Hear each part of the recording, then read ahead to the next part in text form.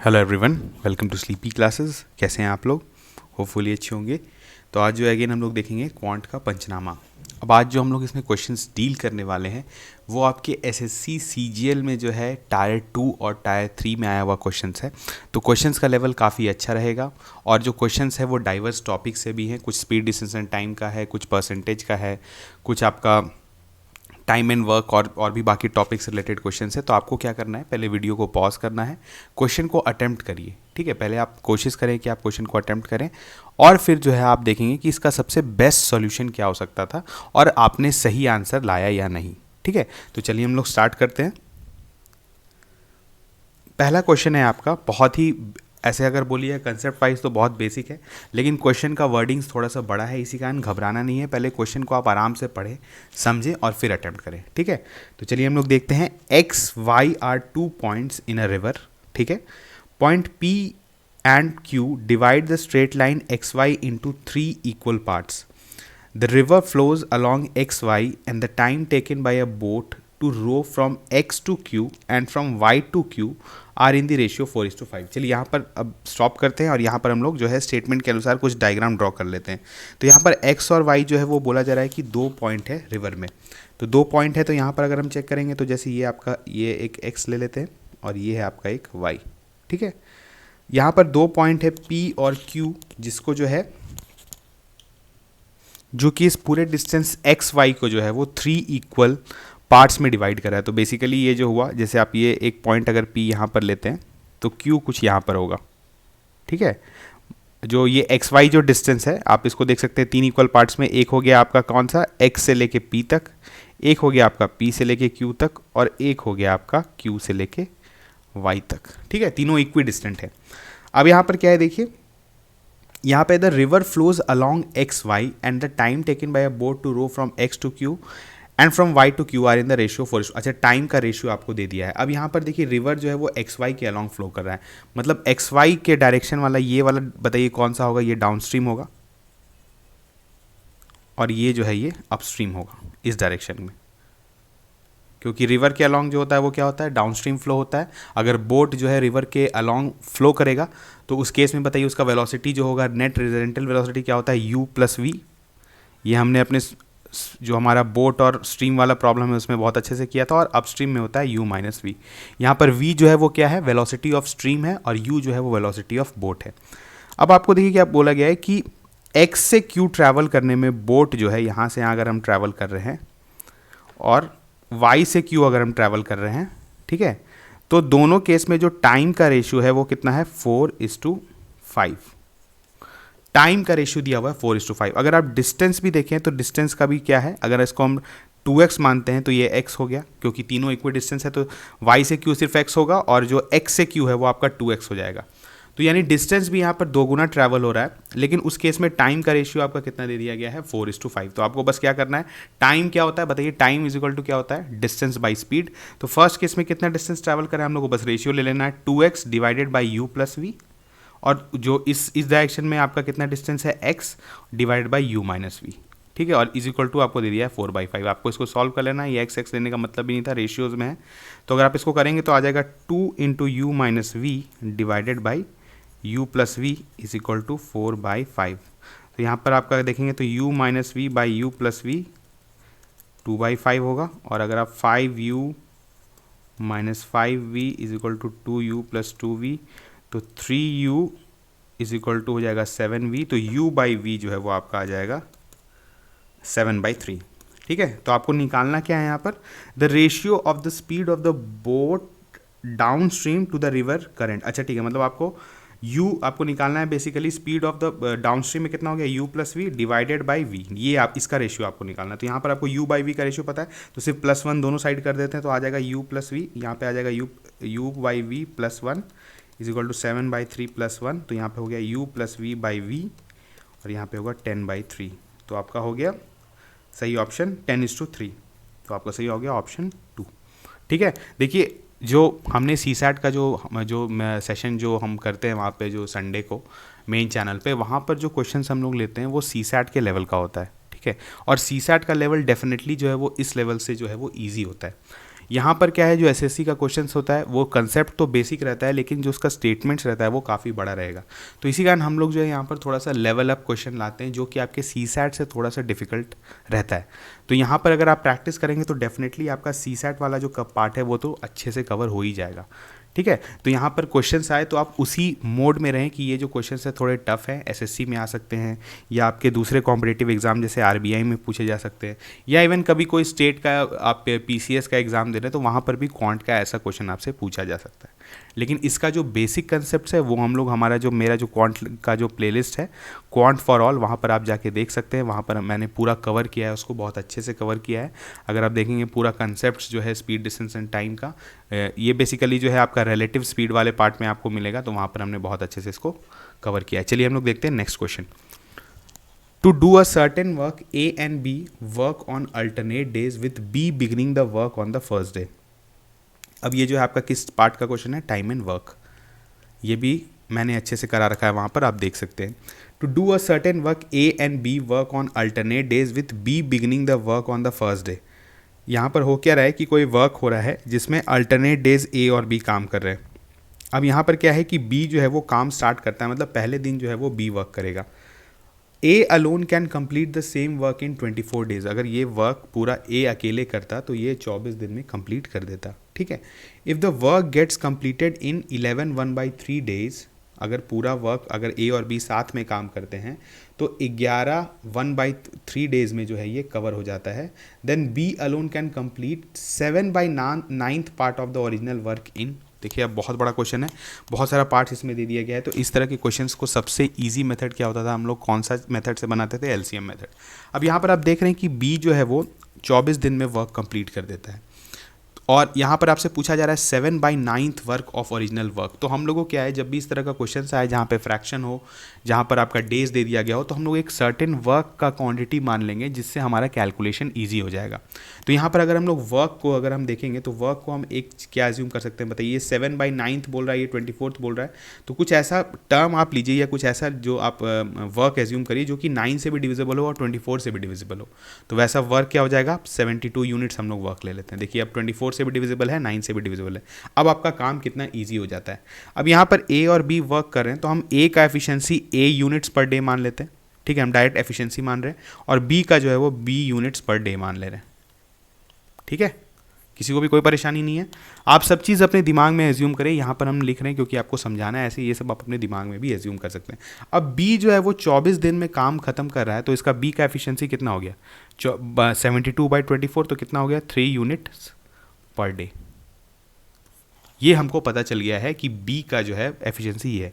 अब देखिए हो क्या रहा है, ऐसे वर्क हो रहा है जैसे पहले दिन ऐसे करके, पहले दिन बी ने किया, फिर ए ने किया, फिर बी ने किया, फिर ए ने किया, फिर बी ने किया, फिर ऐसे हम लोग बनाते जाते हैं। फिर बी ने किया, फिर ए ने किया, फिर बी ने किया।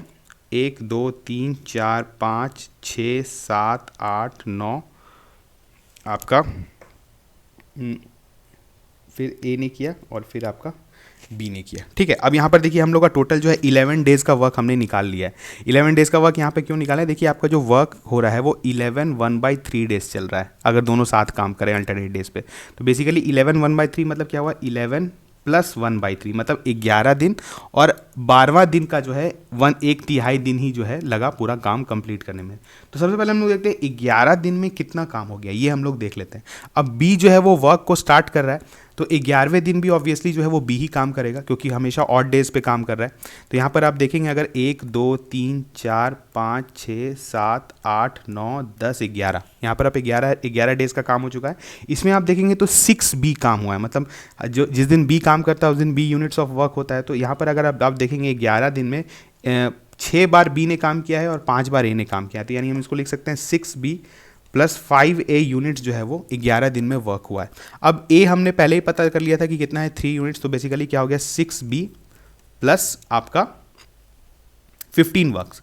अब आप देखें एक, अब जो एक्स्ट्रा, अब जो 12वां दिन हो रहा है उस दिन क्या हो रहा है, 1/3 ही वर्क हो रहा है, मतलब डे का 1/3 ही काम हुआ है। और उस दिन काम कौन करेगा, एक्चुअली ए करेगा। अब ए जो है वो एक दिन में कितना काम कर रहा है, 3 यूनिट्स काम कर रहा है। तो 1/3 डे में कितना करेगा, 1 यूनिट। तो इसका मतलब क्या हुआ कि ये जो 72 यूनिट्स वर्क हो रहा है, 12वां दिन जो है सिर्फ 1 यूनिट काम होगा, और वो कौन करेगा, आपका ए। ठीक है। इसके अलावा जो 11 दिन में है वो कितना काम हुआ होगा, डेफिनेटली 71 यूनिट हुआ होगा, क्योंकि 72 जो एक यूनिट है वो लास्ट दिन 1/3 वाला जो हो रहा है, तो उससे पहले कितना हुआ है 71 यूनिट। तो यहाँ पर आपको इसको सिर्फ इक्वेट कर देना है 71 से, क्योंकि 11 दिन का हमने निकाल लिया है। अब यहाँ पर आपके लिए हो गया, तो 6 बी आपका कितना आ गया 56, तो बी आपका कितना आ गया 56/6, जो कि है आपका 28/3।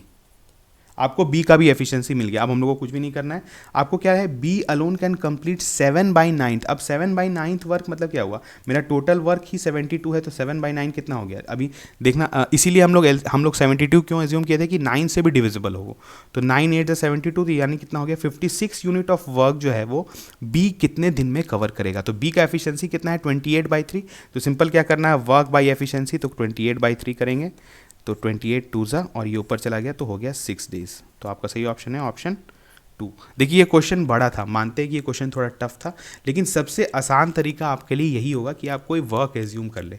अगर इससे अगर हम लोग नहीं बनाते, अगर इस क्वेश्चन को अगर हम लोग इस मेथड से नहीं बनाते, तो आप किसी और मेथड से भी बना के देख सकते हो। उसमें क्या होता है कि आपका जैसे 24 डेज में बोला जा रहा है कि बी वर्क कंप्लीट कर लेगा, तो बेसिकली बी का जो एफिशिएंसी है वो कितना है 1/24 यूनिट्स पर डे।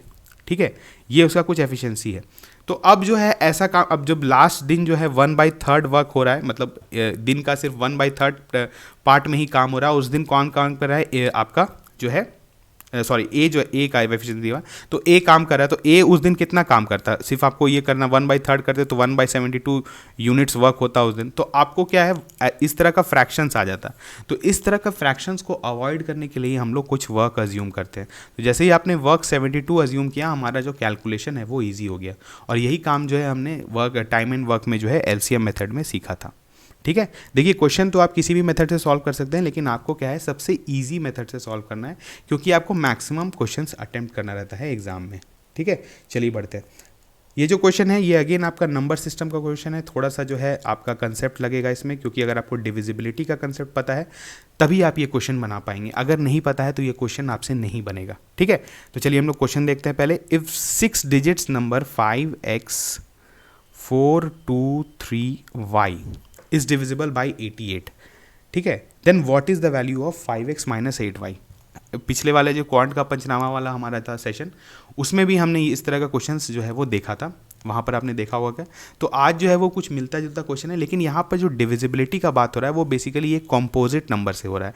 88 जो है वो एक कॉम्पोजिट नंबर है, तो कॉम्पोजिट नंबर का डिविजिबिलिटी रूल्स हमने पढ़ा था हमारे जो क्वांट फॉर ऑल वाले लेक्चर में। तो वहाँ पर क्या है कि डिविजिबिलिटी रूल आप जब भी कॉम्पोजिट नंबर से चेक करते हैं तो हमेशा आप कॉम्पोजिट नंबर को जो है उसके कोप्राइम पेयर्स में तोड़ दें। तो 88 है तो इसका कोप्राइम पेयर्स क्या हुआ 8 × 11, ठीक है, ये हो गया। यानी आपका ये जो नंबर है इसको क्या है 8 से भी डिविजिबल होना चाहिए और 11 से भी डिविजिबल होना चाहिए। तो 8 का डिविजिबिलिटी रूल क्या होता है कि लास्ट 3 डिजिट नंबर का जो है वो 8 से डिविजिबल होना चाहिए। तो यहाँ पर 23y है, तो बेसिकली 23y लिखते हैं हम लोग। अब इसको जो है 8 से डिविजिबल होना है तो y का क्या वैल्यू होगा। तो सबसे पहले अगर आप 8 का टेबल देखेंगे तो 8 2 16 होता है, 16 कैरी फॉरवर्ड 7 होता है, तो 7 के साथ कौन सा डिजिट होगा जो कि आपका जो है डिविजिबल हो जाएगा 8 से। तो क्या हो जाएगा आपका y बेसिकली 2 होगा, क्योंकि 72 जो है 8 9 72 डिविजिबल होता है, तो 232 जो है वो होना चाहिए आपका, तभी जो है वो 8 से डिविजिबल होगा। तो एक चीज़ हमसे तो क्लियर देखिए, इसके अलावा 2 के अलावा कोई ऑप्शन नहीं है, क्योंकि नेक्स्ट नंबर जो डिविजिबल होगा वो 240 होता है। तो यहाँ पर ऑब्वियसली 3 है, तो दूसरा ऑप्शन ही नहीं है कि 240 हो सकता है, तो एक ही पॉसिबिलिटी है y का, वो है 2। अब यहाँ पर आपको क्या है, देखिए 5x 423 आपको मिल गया y का वैल्यू। अब 11 से डिविजिबिलिटी, तो 11 से डिविजिबिलिटी का क्या होता है कि हमने देखना है कि जैसे ऑड प्लेसेस पे जो आपके नंबर हैं उनका सम और जो इवन प्लेसेस पे आपके नंबर हैं उनके सम का जो डिफरेंस होगा उसको डिविजिबल होना चाहिए आपका 11 से। तो हम लोग चेक करते हैं पहले इवन प्लेसेस पे, अगर आप देखेंगे तो 3 2 यानी आपका कितना हो गया, सॉरी 3 नहीं 3 4 4 3 7 और 7 5 12 हो गया आपका, ठीक है 4 3 7 हाँ आपका हो गया। चलिए हाँ यहाँ पर आपका जो है आ गया, ठीक है 12 है। अब जो है आपका यहाँ पर आप देखेंगे 2, ये जो ऑड प्लेसेस पे कितना है 2 है, फिर 2 है और x है, तो मतलब क्या हो गया x + 4, ठीक है। तो इसका जो आप करेंगे, अगर इन दोनों को माइनस करना है अगर आप करेंगे तो यहाँ पर आपका कितना आ जाएगा, जल्दी से बताइए 8 - x, ठीक है। तो x का क्या पॉसिबल वैल्यू होगा जो कि ये पूरा सम जो है डिविजिबल हो जाए 11 से। हमने कहा था 11 से डिविजिबल होने के लिए इनका जो डिफरेंस है वो कितना होना चाहिए, या तो 0 होना चाहिए, या तो 11 होना चाहिए, या तो 22 होना चाहिए।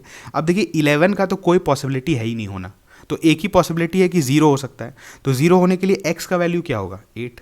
तो x का वैल्यू हमें 8 पता चल गया और y का वैल्यू जो हमें 2 पता चल गया। तो एक x का वैल्यू हम लोग को पता चला क्यों, थ्रू हमारा 11 का कंडीशन लगा के। y का वैल्यू हम लोग को कैसे पता चला, थ्रू आपका 8 का कंडीशन लगा के। अब आपको क्या पूछा जा रहा है कि what is the value of 5x minus 8y। तो 5x कितना हो जाएगा आपका, अगर x का वैल्यू हमने क्या निकाला था आपका 8, तो 5 8 40 हो गया, और माइनस y का वैल्यू कितना था 2, तो 16 हो गया। तो 40 माइनस 16 इज बेसिकली 24। तो आपका सही ऑप्शन हो गया ऑप्शन 3। क्वेश्चन अगेन थोड़ा सा टफ था, इसी कारण जो है हम लोग यहाँ पर एसएससी लेवल का क्वेश्चन ले रहे हैं, क्योंकि इस तरह का क्वेश्चन आपके बाकी कॉम्पिटिटिव एग्जाम में भी पूछा जाता है, ठीक है। और अगर आप सीसैट में एक अच्छा लेवल ऑलरेडी गेन कर चुके हैं, जो अब संडे वाला सेशन वहाँ पर जो मेन चैनल पे जाता है, अगर वहाँ पर वाला क्वेश्चन सॉल्व कर रहे हैं तो बहुत अच्छा है। यहाँ पर भी आप ये इस तरह का क्वेश्चंस प्रैक्टिस कर सकते हैं। इससे जो होगा आपका क्या, एक तो सीसैट का लेवल डेफिनेटली कवर हो जाएगा, और अगर आप कोई भी कॉम्पिटिटिव एग्जाम्स दे रहे हैं तो उसका भी क्वेश्चन आप सॉल्व कर पाएंगे। इसका सारा कंसेप्ट जो है वो कॉन्ट फॉर ऑल में डन है। अब यहाँ पे देखिए, हृदय opened her piggy bank and found coins of denomination ₹1, ₹2, ₹5 and ₹10 in the ratio 10:5:2:1। अभी रेशियो का क्वेश्चन है, लेकिन इसको हम लोग जो है सिंपल में ही रख सकते हैं। बहुत सिंपल क्वेश्चन है, आप इसको जरूर ट्राई करें। यहाँ पर देखिए क्या है, ₹1, ₹2, ₹5 एंड ₹10 का जो है आपका कुछ ऐसा डिनोमिनेशंस का आपके पास कॉइन अवेलेबल है हृदय के पास, और ये जो है किस रेशियो में कॉइन्स को लिया हुआ है, इसको 10 लिया है, इसको 5 लिया है, इसको 2 लिया है, इसको 1 लिया, मतलब रेशियो में है, ठीक है। तो रेशियो में जब भी आपका कोई भी क्वेश्चन होता है तो वहाँ पर हम लोग को क्या होता है, कॉमन मल्टीप्लाइंग फैक्टर निकालना पड़ता है। जैसे 10:5:2 है ये आपका, ये 1:5 है, हम देखिए ये सब आपस में जो है रेशियो में, तो कुछ ऐसा आपको कॉमन फैक्टर निकालना है जिसको अब यहाँ पर एक आपको कंडीशन भी दे दिया गया है, if there are 72 coins, total coins भी दे दिया गया है। तो अगर हम लोग x को कॉमन फैक्टर मानते हैं तो बेसिकली कितना हो गया, 10x + 5x + 2x + x is equal to आपका 72। तो यानी अगर 10 + 5 15, 15 2 17, 17 + 18, 18x जो है वो आपका 72 हो गया, तो x जो है वो आपका हो गया 4। यानी आपका कॉमन मल्टीप्लाइंग जो है वो 4 आ गया। तो यानी आपका ₹1 कॉइन कितना है, 40 है, ये कितना है 20 है, ये कितना है आपका, अगर आप देखेंगे तो आपका है 8 और ये है 4, ठीक है। देखिए 40 + 20 60, 60 68, 68 4 72, ठीक है, ये हो गया। अब आपको पूछा जा रहा है how much money was there in piggy bank in the form of coins. अब टोटल मनी कितना था, तो हम लोग सिर्फ डिनोमिनेशन को मल्टीप्लाई कर देंगे उसके नंबर से। तो अगर ये है ₹1 का है 40 है, तो कितना हो गया टोटल, ₹40। अगर आपका जो है 20 है ₹2 का, तो हो गया टोटल ₹40। अगर 8 है ₹5 का, तो आपका हो गया फिर अगेन ₹40, और अगर आपका ₹10 का 4 है तो अगेन हो गया ₹40, यानी 40 40 40 40, तो ये हो गया आपका 160 टोटल, ₹160। तो आपका सही ऑप्शन है ऑप्शन 3, ठीक है। तो ये जो क्वेश्चन था अगेन आपका बहुत ईजी क्वेश्चन में ही आप इसको रख सकते हैं। क्यों, क्योंकि ये जो है इसमें रेशियोज लेना था, और आपको रेशियोज में पता है कि हम लोग क्या रहना निकालना पड़ता है, common multiplying factor. Common multiplying factor आपने जैसे निकाला, आपका जो है क्वेश्चन सॉल्व हो जाएगा। अब हम लोग देखते हैं, ये क्वेश्चन है, if a number is first increase by 15% then reduced by 15%, ठीक है, इट रिजल्ट्स इन 782, ओके।